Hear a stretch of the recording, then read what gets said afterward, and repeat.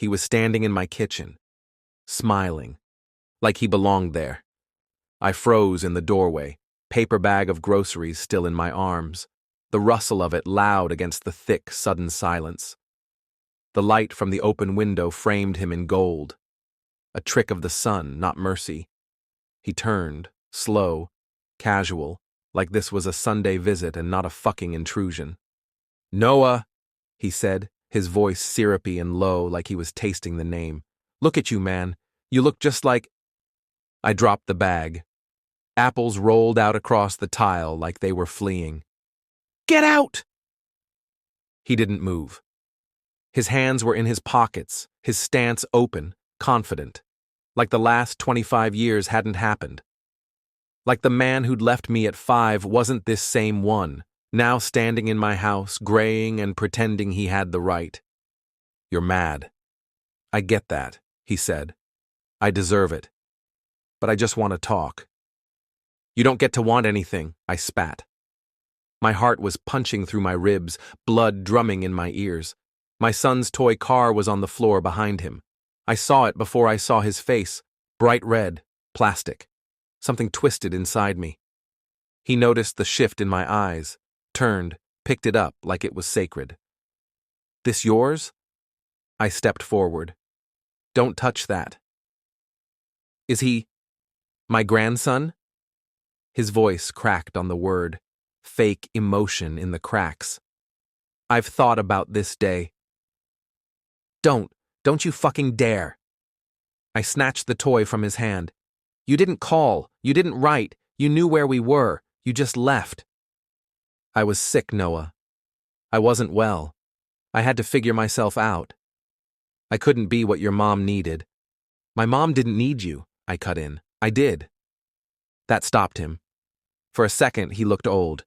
The confidence flickered. "I want to make things right," he said. I looked at him, really looked. The eyes were mine, same shape, same goddamn color.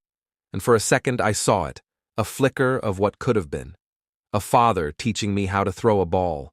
A laugh I could remember. A hug when my mom cried herself to sleep. But that second passed. I stepped back. "You need to leave." "Noah." "My son is upstairs. You came into my home. You don't get to come back from that. You don't get to just show up." "I just want a chance," he said quietly. "A chance to do better. To know him. To be here." I opened the door. The afternoon heat rushed in, thick and heavy. He walked past me slowly, hesitated at the threshold.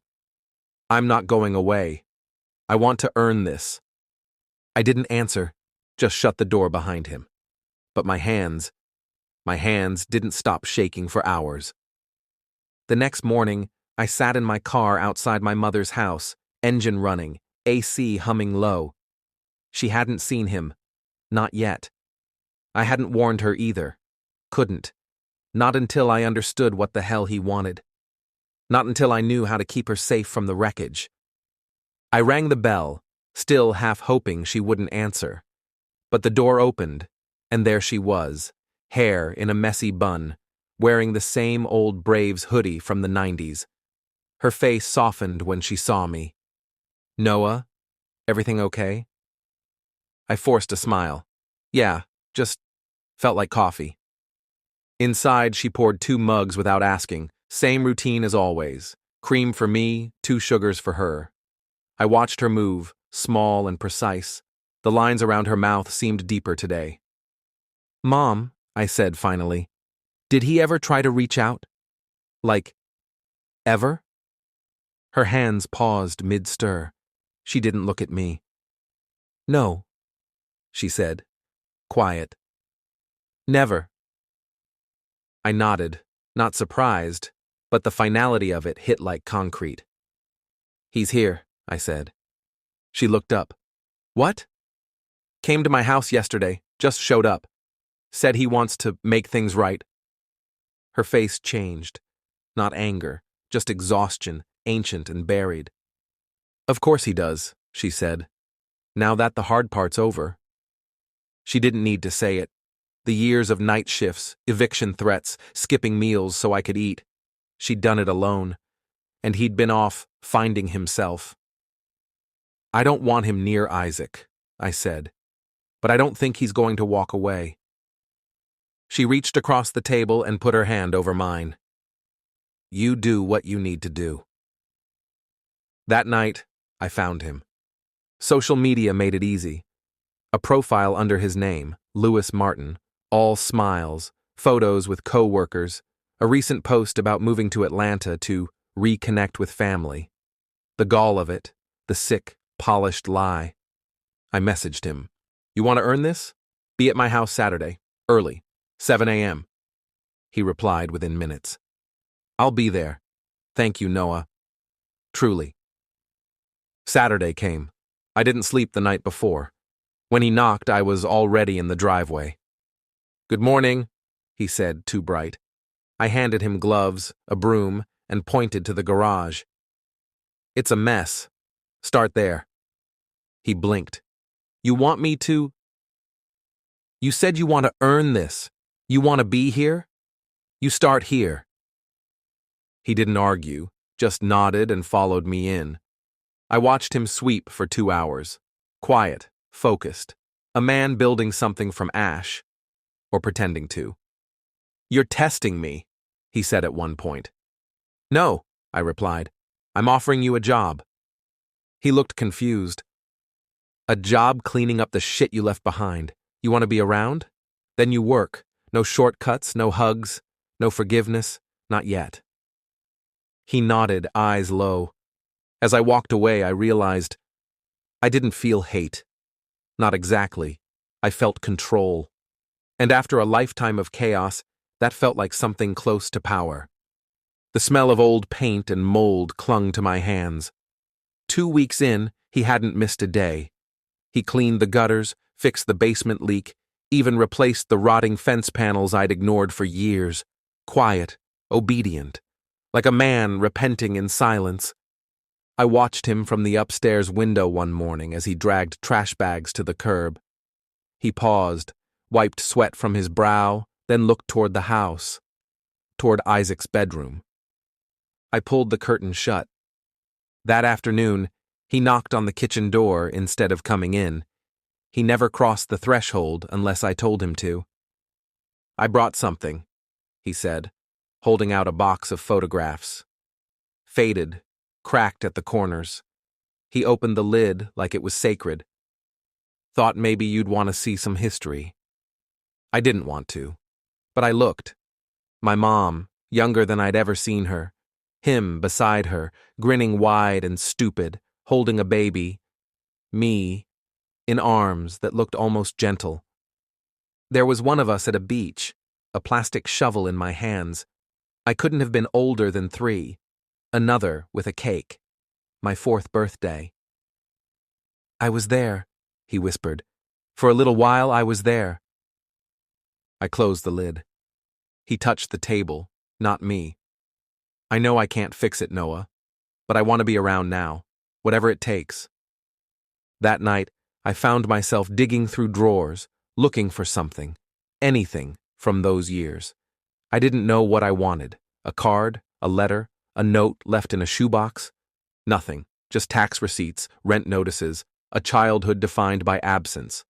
I sat on the floor of my office and stared at the box he'd left, and I cracked.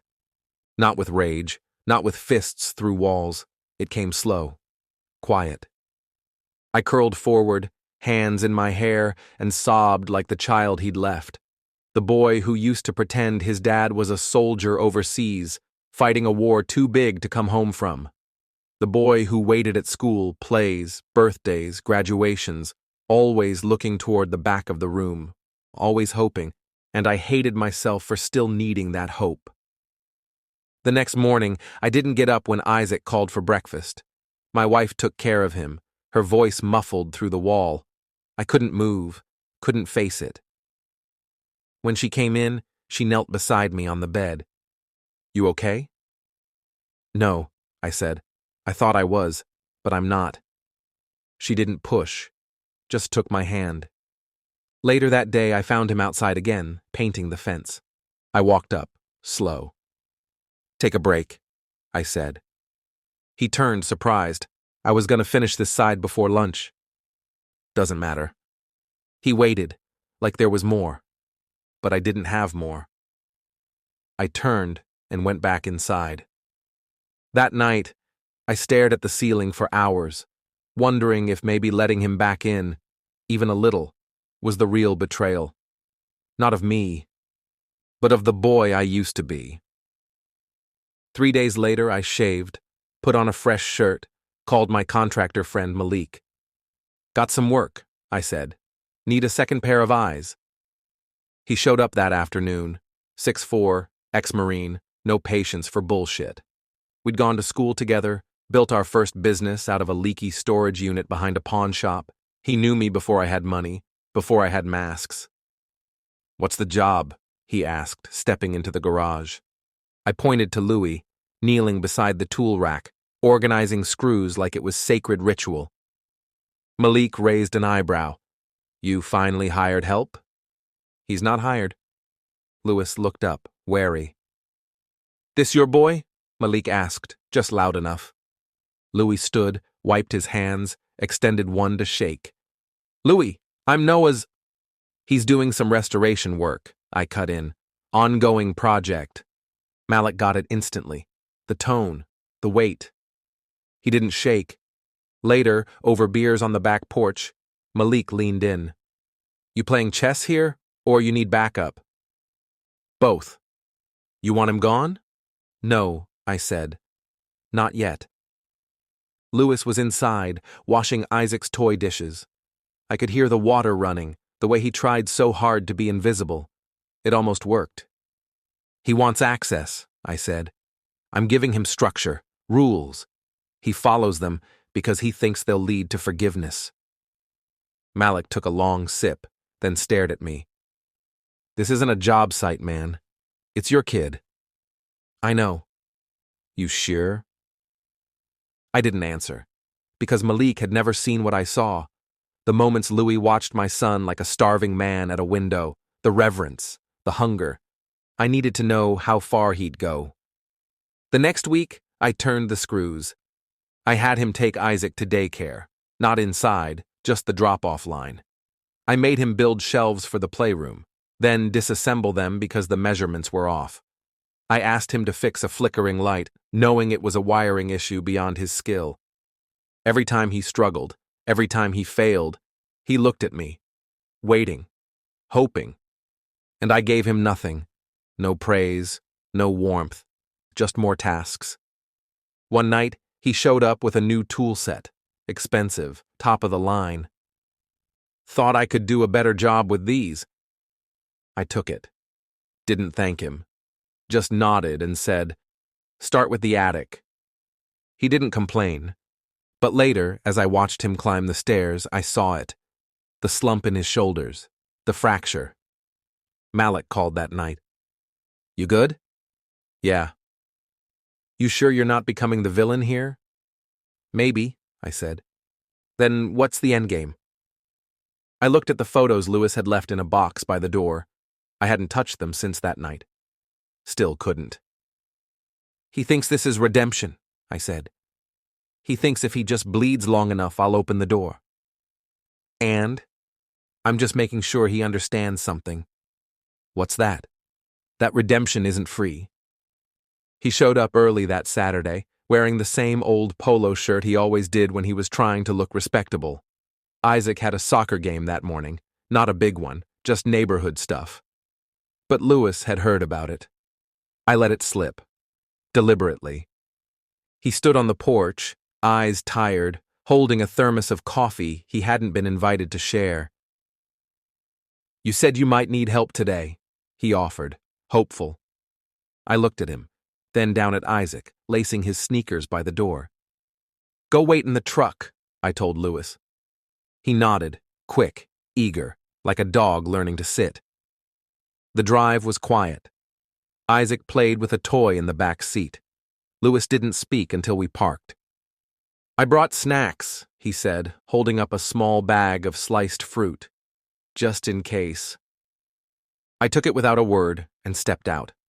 He followed me to the bleachers, didn't sit next to me, hovered near the edge, unsure of his place. Other parents greeted me. I introduced them to Louis only once, as an old family friend. His face didn't change, but I saw it in the hands, a flicker of tremble when he sipped his coffee. Isaac scored a goal. The crowd clapped. Louis clapped louder than most. I turned to look at him. You never saw me play. He flinched. I know. You were what? In Ohio? I was in jail, he said softly. I stared at him. DUI, he added. 2 years. No one knew. I felt nothing. Later, back at the house, Isaac ran upstairs with the other kids. Birthday party, loud music, Nerf darts flying everywhere. My wife had it handled. Louis stood in the kitchen, shoulders hunched, wiping his hands on a paper towel like it was an apology. Can I ask you something? I nodded once. Do you think I could spend some time with him? Just me and him, maybe a movie, or the park. I watched him, waited. He stepped closer. Just an hour. I'd bring him right back. You can even stay nearby if you want. Stop. He froze. You think this is about proving yourself, I said. It's not. I just want to be... You weren't there when he was born. His mouth twitched. You weren't there when he had colic, or when he got stitches falling off his bike, or when he asked why he didn't have a second grandparent like other kids. I know that. You think because you suffered through some chores and clapped at a game, you've earned a place. His eyes watered, but I didn't stop. You don't get to rewrite the past by standing still in the present. You don't get access just because you stayed longer than you used to. I'm trying, he said, voice breaking. I've done everything you asked. No, I said. You did everything I allowed. Silence. Thick. Final. I can't keep doing this, he said. You won't have to, I replied. He didn't understand it yet, but he would. He stood at the threshold, one hand resting on the door frame, the other clutching a gift bag. Bright, cheap paper, a cartoon dinosaur grinning wide. His fingers trembled as he held it out. Just for Isaac. I thought. I didn't take it. I stepped forward, met his eyes, calm. You didn't earn the first half of my life, I said, and you're not getting the second. His mouth opened, maybe to plead, maybe to protest. I shut the door. The latch clicked. Through the frosted glass, I saw him stand there for a long time. Then, slow, he placed the bag down on the doormat and walked away. It rained that night. The bag was still there in the morning, soaked through, the ink running down like tears on a face that never cried when it mattered.